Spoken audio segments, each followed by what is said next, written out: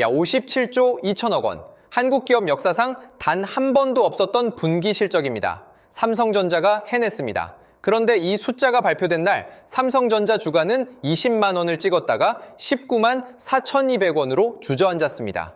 숫자로 보면요, 영업이익이 전년 대비 755% 늘었는데 주가는 오히려 빠진 겁니다.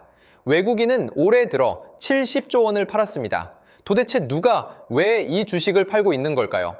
바로 이런 이유 때문에 이 괴리를 숫자로 풀어봐야 합니다. 매출 133조 원, 영업이익 57조 2천억 원. 전년 같은 분기와 비교하면 영업이익이 755% 늘었습니다. 한국 기업 역사상 단 한 번도 없었던 분기 실적입니다. 그런데 이 숫자를 좀 더 뜯어봐야 합니다. 57조가 어디서 나왔느냐? 숫자로 보면요, 반도체 사업부인 DS 부문이 51조에서 53조를 벌었습니다. 전체 영업이익의 90%입니다. 사실상 반도체가 삼성전자를 먹여 살린 겁니다. 그 안에서도 D램이 핵심입니다. D램 영업이익률이 78.1%를 기록했습니다. 100원어치를 팔면 78원이 남는 구조입니다. 팔면 팔수록 돈이 쌓이는 겁니다. 여기에 HBM, AI의 필수인 고속 메모리 반도체 이야기를 안 할 수가 없습니다.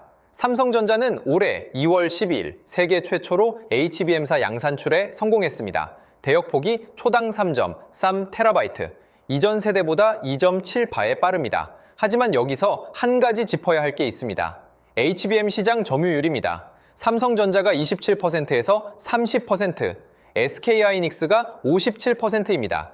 세계 최초 양산은 삼성이 했지만 시장은 아직 SK하이닉스가 잡고 있습니다. 추격 중이지만 격차가 존재합니다. 그리고 파운드리 반도체를 대신 만들어주는 사업은 여전히 1조 원 적자입니다.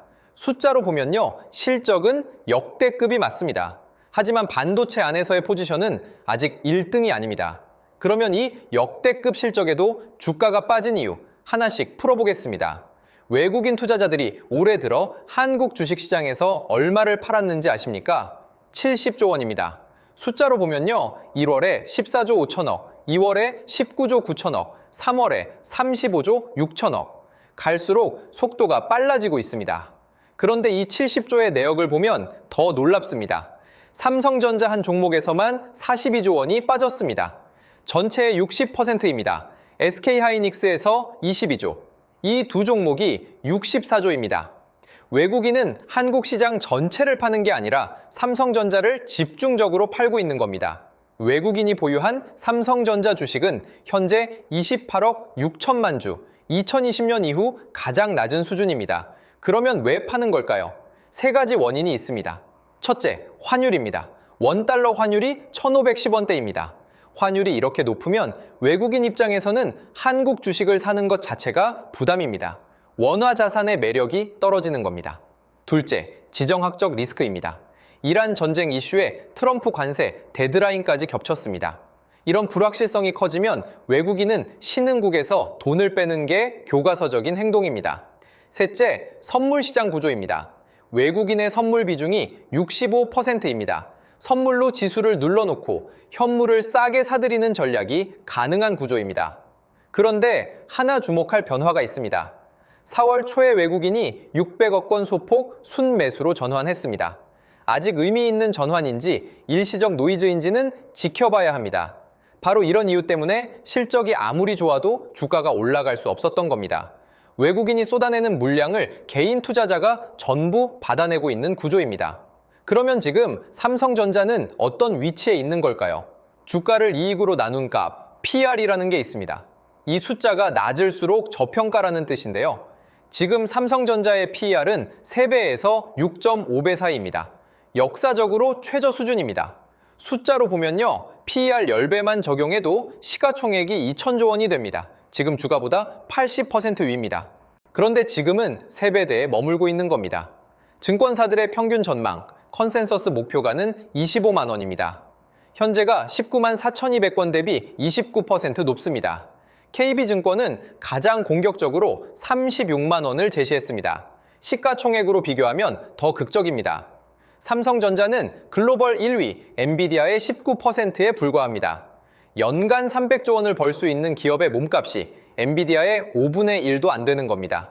과거에도 PER이 이 수준까지 내려온 적이 있었습니다.